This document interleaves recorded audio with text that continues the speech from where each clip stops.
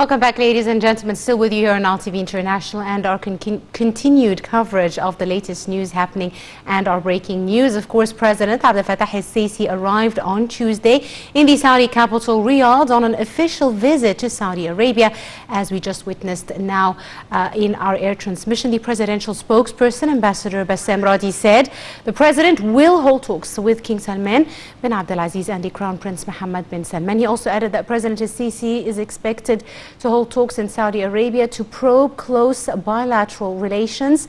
The two sides will also hold consultations over regional and international issues and concerns which are mutual, which will require coordinated efforts with the aim of maintaining Arab national security.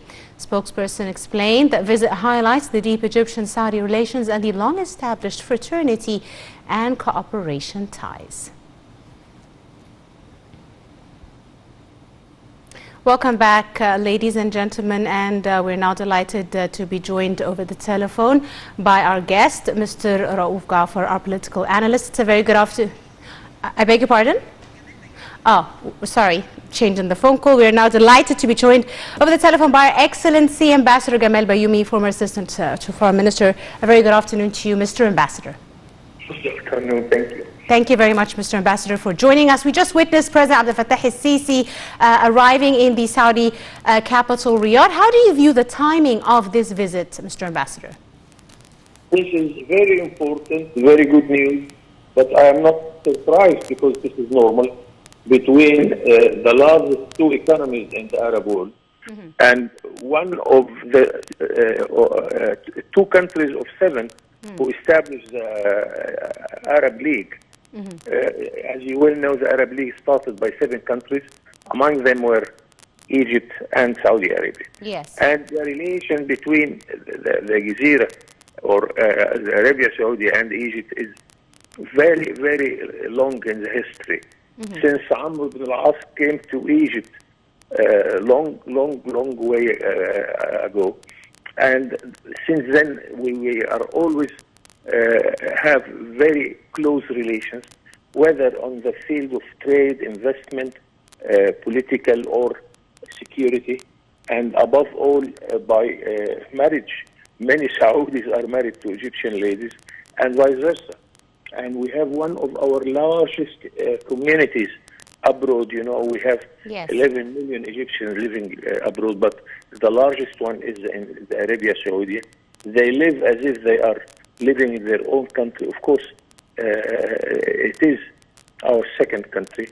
And I am quite sure that we should be satisfied with such meetings. This means that the coordination among the highest two leaders in the Arab world is there for us, for all the developments in the whole world. We have plenty of files on the international level. Also in the regional level, we are not happy with what is happening in many Arab countries like in Syria, Lebanon, Libya, Yemen, Somalia, Sudan. So the coordination is very important now. And I hope this will lead us to have an Arab summit in Algeria, which we are waiting for since a long time. Yes, indeed. So the files are many. On the bilateral level, of course, the Saudis are the largest one single investor in Egypt, and we are keen to make this doubled even or tripled, because this is very important for both two countries. So we are waiting, and then I am highly optimistic when I see that the two Arab leaders are there to discuss all these matters. Yes, indeed, Mr. Ambassador, you mentioned several issues that will be discussed between the two leaders, and they will be holding consultations over, as you mentioned, regional and international issues, as well as crises of mutual concern, which of course will require coordinated efforts, as you mentioned, Mr. Ambassador, between the two biggest Arab nations. How important are these coordinated efforts between Egypt and Saudi Arabia, especially in light of the common challenges that the two sides face? I always, as a diplomat, I feel confident and I feel that the dialogue is going on. If I see negotiations continue, this means that we are in good hands. We have very important leaders of the Arab world talking together, then it means that they will take lead for all what we are mentioning of files or even problems, and get some solutions for it. This is very important nowadays, because not all the Arab countries and the Arab leaders have the freedom and the time and the concentration to solve these problems and visit all these files in order to get good solution for it. So we are waiting, and I hope that by the end of the day we shall hear some good news, inshallah. God willing. Mr. Ambassador, you know, the aim of maintaining Arab national security is always a priority for Egypt, as well as other Arab countries like Saudi Arabia. How important do you see this joint aim between the two countries and their goal towards this issue of Arab national security? Absolutely, this is true, and the national dimension, the security dimension is very important. As you will know, that Arabia Saudi and the Emirates are involved in the war in Yemen. They are trying to protect themselves. Egypt would serve them, whether this is declared or not, but we are serving the national security of the Gulf states.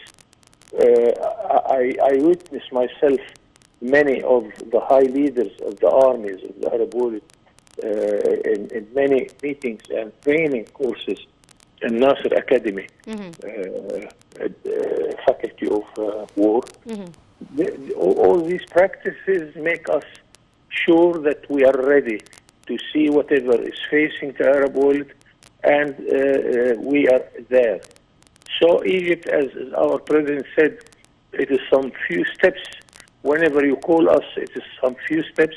We shall be there whenever the Arab world is in need of the largest Arab army, one of the strongest armies in the world. So the security dimension is very important, and I am quite sure that it is discussed. And of course, we have coordination with the whole Arab world, with Africa, with our partners in Europe, even in our consultations with the United States, the annual consultation. So Egypt is there, and I want to draw the attention of our audience that Egypt is becoming very active in the last few years. Cairo now has a relation with all the capitals of the world. Cairo is becoming one of the largest cities receiving foreign missions. And if you look to some missions in Cairo, like the Saudi mission in Giza, the high building of the Saudi embassy in Cairo is as tall as the Egyptian foreign ministry itself. This means that there are many dimensions of the relation which needs thousands of diplomats from Saudi Arabia or other countries to serve in Cairo. Yes, absolutely. One final question, please, Your Excellency. As you said, many dimensions between the relations between Egypt and Saudi Arabia, one of which, of course, is on the economic front. A very important relationship over the years, investment opportunities, projects, joint economic projects between the two countries. How important is that dimension of the Saudi-Egyptian relations, sir? It is very important because, of course, we have very brotherly and historical relations. But when it is based also on exchanging the benefit of trade, and we have, by the way, a free trade area between Egypt, Saudi, and another 18 Arab countries, this will encourage, of course, the results of our relations. If we say that the Saudis are the largest investor in Egypt, this is another dimension.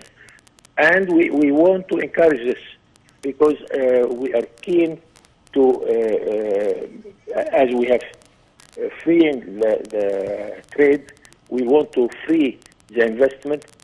Lately, we are talking about freeing the movement of persons. That I am dreaming of one day a Saudi wouldn't need a visa to come in Egypt, and an Egyptian wouldn't need to get a visa.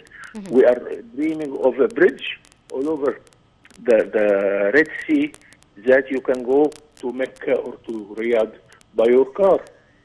Those dimensions of our activities are very important, and we are with it. I think that the Saudis also are pushing forward to make these projects in order to have much more deeper and strong relation among the two countries. Absolutely. I'd like to thank you very, very much, Your Excellency, Ambassador Gamal Bayoumi, our former Assistant Foreign Minister. Thank you so much, sir, for your time and your insight. Ladies and gentlemen, a short break, and we'll be right back to continue our coverage here on Now TV. Do stay tuned.